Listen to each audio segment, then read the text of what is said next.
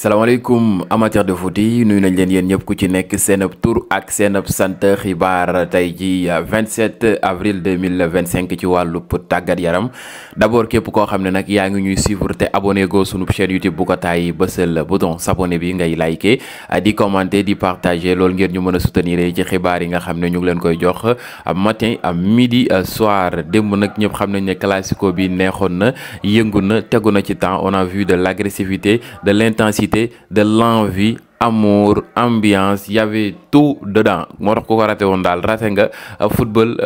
bu jéggi dayoo raté nga pur football raté nga football boo xam ne nii c'était inexplicable démb nag def nañ analyse à chaud wax lan gis ca match beeg ñoom seen waaye it waxoon nañ leen avant match ba dundal nañ leen ko durant match bi après match bi tout juste réaction à chaud waaye ne woon nañ leen après match bi lendemain match bi dañ leen di tegal lépp li nga xam ne jot na faa rot waaye it joueurs yi seen i réaction lépp duñ leen ko bàyyil benn par benn même bu dee ñaari vidéo sax danañ ko def jox leen lépp dara du leen rëcc waaye démb match Barça bi neex na ba jéggi dayoo ci anime boo xam ne joueur boo xam ne sax du joueuru Barça du joueuru Real ñu naan ko Erling Braut Haaland gone gi nga xam ne moo nekk foofee ca Manchester City la norvégien génn def story Instagram ne quel match what a game match bi dafa jéggi dayoo dafa neex ba yeneen joueurs yoo xam ne nag bokkuñ ci équipe yi doon ay joueurs yu mag den réagir ci match bi ni mel Barça nag démb dóoraat na Real Madrid boo xoolee la Barça a tapé le Real Madrid 3 fois cette saison comme ni ma leen ko annoncé woon démb 4-0 ci premier match bi mooy classico bi 5-2 bi deuxième match bi 3-2 ci troisième match bi mu am ci 2 trophées ci kaw Real Madrid ci 3 matchs yi mu ngi noonee waa FC Barcelone bat le Real Madrid et remporte la Coupe du Roi. Le Barça remporte le deuxième trophée de la saison mais 2 mois après de la saison 3 mois après la conquête de la Supercoupe 3 classicos remportés cette saison pour le FC Barcelone. non mais exceptionnel Barça saison ren bi amagum na 2 trophées mu dese ko yeneen 2 yoo xam ne mu ngi ciy jéem a rayante muy Liga bi ak loole di Ligue des Champions ba pare gagné gum 3 classico mu dese ko beneen classico boo xam ne aussi mën na ko gagné à tout moment kon nag day doon saison bu complet pour FC Barcelone bu defee loolu yëpp te it Ballon d'Or bi gëm naa ni bu dee accomplir na loolu yëpp fa la nar a génnee kookee di Ferran Torres nag gëmma mu doon Ballon d'Or waaye def na loo xam ne nit ñi jël Ballon d'Or sax ci saison yi passé dugal ñu ko ci ay bii muy Ferran Torres dugal ko démb nag bokk na ci ñuy délivrer FC Barcelone mayaat ko confiance mu nekkaat ci raay bi Ferran Torres jamono ji mu ngi góorgóorlu baax a baax ci football mondial ki ngi doon xas di ko critiquer Hans Flick mayaat na ko confiance defaraat na ko comme nam defaree Rafinha defar ko tant d'autres joueurs yoo xam ne jamono ji ñu ngi ci club FC ab Barcelone bi kon nag Ferran Torres jackpot la Barça capturé après blessure kooke di Lewandowski ñëpp jàppoon nañ ne est-ce que Barça dina dugal Ferran ci saison bi yëpp saa yu duggee dana dugal kon c'est un joueur boo xam ne ni c'est à respecter c'est un joueur boo xam ne critique yam doon recevoir mujj naa doon ay éloges saa yu duggee day permettre Barça gagner match bi ba qualifier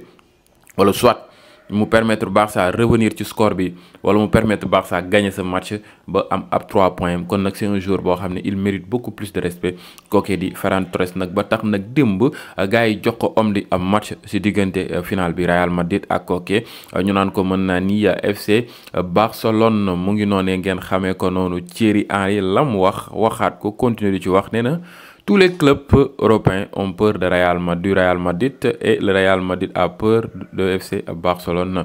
nee na nag club yëpp dañoo ragal Real Madrid foofee ci Europe mais Real Madrid nag dafa ragal kooku di FC Barcelone loolu nag yenn supporteru mën naa ni merengue yi nee nañ ko loolu sax xalaat la kooku di Thierry Henry parce que jaar nga Barça fa nga daan football et tout mais nag mu ngi noonu daal ku nekk ak la nga am yéenay wax ak sa envie wax moom ngay génnee sa gémmiñ après nag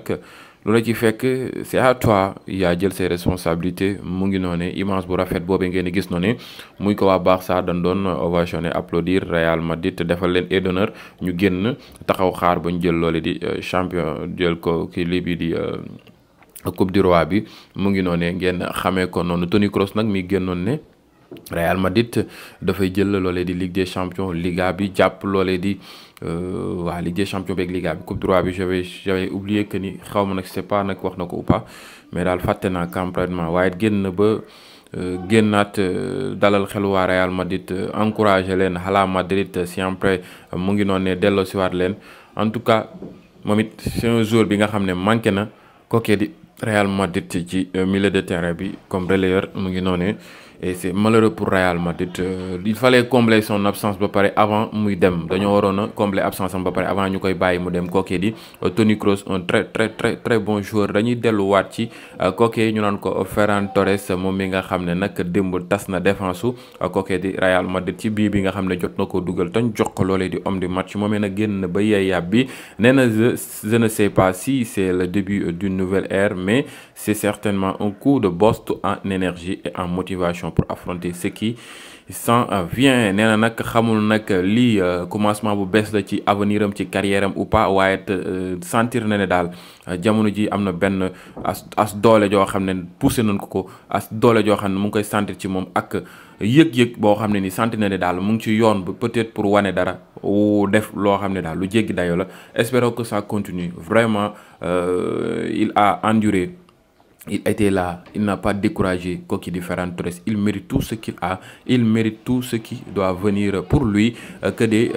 choses bien kooki di mën naa ni Ferran Torres un très bon joueur, un joueur à respecter. mu ngi noonu ngeen xamee kon noonu kooki di Marc-André ter Stegen ak kooki di Araujo nag ñoo mujjee soulever loolee di trophée bi nag ñooy capitaine premier capitaine kooki di FC Barcelone. ter Stegen nag ci blessure la jóge ñu laaj ko ba xam nag yaa ngi wér péng ak jàmm ak salaam mu ne leen instant yi wér naa ça va malgré du ñu tëb rek soobu ci affaire yi dañuy def nànk ba ker baag muy ñëwaat lépp solo mooy ñoom tey gagné nañ loolu di trophée bi loola leen neex après reste amul benn problème mu ngi noonee kooki di ter Stegen daal loolu la génn yey yàb bi mu ngi noonee ngeen xamee ko noonu. waaye te gars yi kooki di Szczęsny le gardien de but beneen bi en tout cas il était ému dem ba muy gis équipe Barça bi di célébrer loolee di trophée bi en tout cas c'est un gardien de but boo xam ne il est incroyable. Szczęsny il est sorti de sa retraite, a remporté 2 trophées, 2 finales sur 2 avec le FC Barcelone et pourrait terminer la saison en réalisant un quadruplé. mën na jël lu mat 4 trophées te ci retraitam la jógee ñëw ñu naan tuxkat bi ak ñoom seen tuxkat boobee sauvé FC Barcelone indi mur boo xam ne daal dara jàllul mu doon un très bon gardien de but. Szczęsny ba mu commencé ak Barça ak léegi benn défaite képp la am gagné ci lu tollook daanaka si je ne me trompe pas 2 classicos waaye yamaatuñ foofu 2 trophées benn défaite képp jël fa ay victoire yu dul jeex kookee di mën naa ni Szczęsny un très bon gardien de but. waaye gars yi yamaatuñu foofu kookee di Real Madrid nag moomee félicité na nag kookee di FC Barcelone ci victoire bi nga xam ne jot na ko am contre moom mu ngi noonee félicitations à Barcelone pour la Copa del Rey 2025 et c'est quelque chose boo xam ne c'est fair play. On a envie de voir ces genres de gestes et c'est quelque chose boo xam ne c'est à souligner pour kookee ñu naan ko Real Madrid li mu def kookee di FC Barcelone. jógee foofee ñëw ci kan Kylian Mbappé il a reçu beaucoup de critiques venant des supporters merengue saaga lu ne yàq nañ ko tu n'es pas Cristiano Ronaldo mais hier il a montré que ni il n'est pas Cristiano Ronaldo mais il est Kylian Mbappé, le Kylian Mbappé de 2018, le Kylian Mbappé de la Coupe du Monde 2022 qui avait marqué 3 buts contre Koke di mën naa ni Argentine en finale de la Coupe du Monde. Et c'est quelque chose boo xam ne les gens l'oublient souvent mais c'est extraordinaire. Un jeune de 22 ans ou 23 ans, je sais pas, qui a marqué 3 buts lors d'une finale de la Coupe du Monde face à Messi et le grand Argentine avec un très grand gardien de but qui est Martinez, c'est à souligner. Donc c'est un joueur à respecter. Demb, il est entré, il a changé le match complètement. Ouais. Dafa dugg changer match bi. Mel ni monstre ci kaw joueur FC Barcelone. À un moment donné dama ni kii bu teeloon football sax xam naa ni xalaat naa Barça encaisser plus. C'est un joueur très dangereux. À lui seul, il peut gagner une équipe. À lui seul, il peut gagner une équipe. Il l'a montré hier. Kylian Mbappé est sorti du banc et a changé le destin du Real Madrid. Barcelone était à 2 doigts du naufrage. Sur teeloon football match boobee leneen la ñuy waxati loolu moom qu'on se dise la vérité. Mbappé est vraiment celui qui prétend être. Donc, il mérite beaucoup plus de respect. Il mérite beaucoup plus de respect. Footballul premier mi-temps bi Real sombre carrément. Deuxième mi-temps mu dugg mel ni que waaye yow Mbappé il était exceptionnel hier.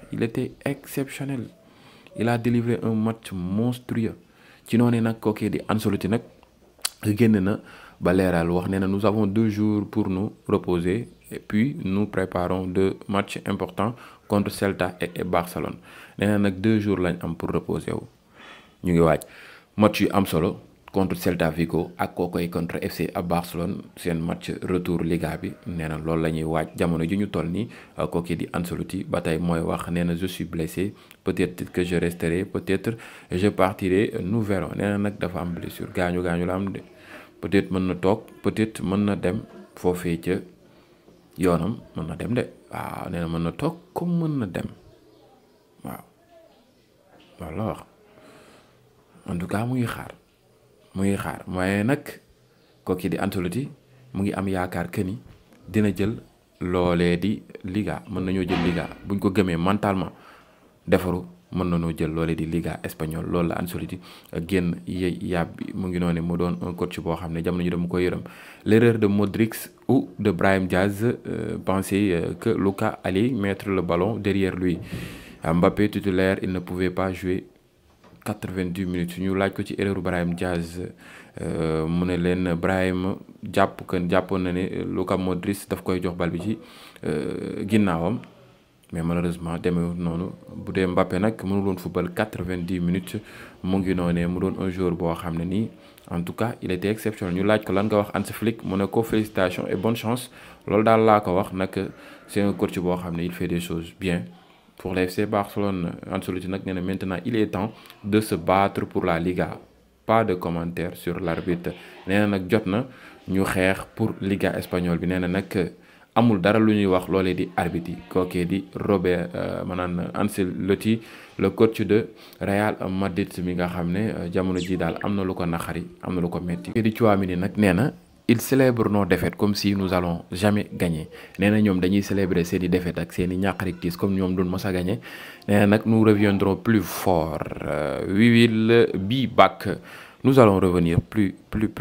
fort kooki di Tchouaméni am na ci yaakaar bu baax a baax comme quoi que ni daal dina teguwaat ci raay bi waaye gars yi kooki di bàyyu Lamine Yamal nag xam ngeen moom ancien supporter Real Madrid la woon moom Real la supporter jamono ji nag c'est normal doom ji ñëw foofee ca FC Barcelone di fa def lu dara jarul te it tax Barça tax muy dund lu neex di lekk lu neex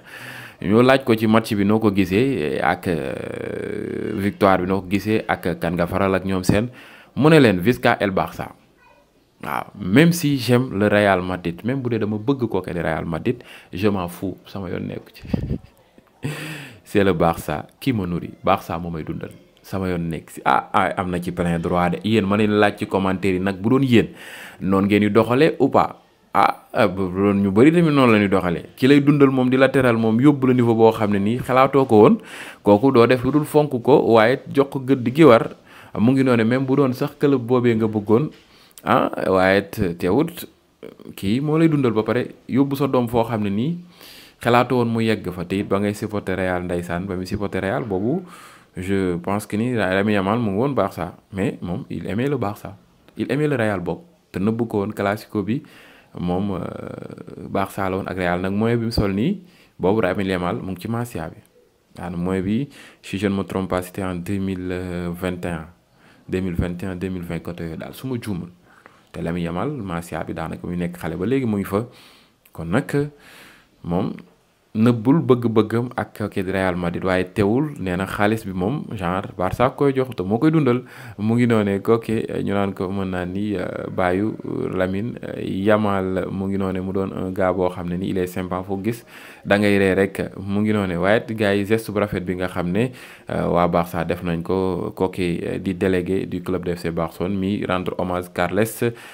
mu ngi noonee seen médecin bi gaañu woon ci mois yu weesu mu doon moo gaañu bu métti woon waa FC Barcelone moom nag dafa génn moom it kundung célébrer victoire bi mooy kookee di Carles ñaanal ko yàlla defal ko jàmm ak salaam mu ngi noonee mu doon koo xam ne daal il est reconnaissant envers ce gars. nag démb jour Real Madrid ils ont été incontrôlables kenn mënu leen woon a téye ñii ñu ngi doon wax ay saaga ñii ñu ngi doon xataraayu ba am na ay rouges yu fa jot am rouges yooyu nag. am na ci boo xam ne c'est une mauvaise nouvelle pour le Real Madrid donc mu ngi waajal ay match important contre Celta Vigo ak contre kooki di FC Barcelone de très grand club yoo xam ne ni il faut nga complet pour war leen mën a gagner ak rouge boobu nag mën na cee bañ a complet kooku di Bellingham jot na rouge. Bellingham démb moom fookof la waxaat arbitre bi encore une fois. Carvajal ne fils de pute kooku di arbitre bi.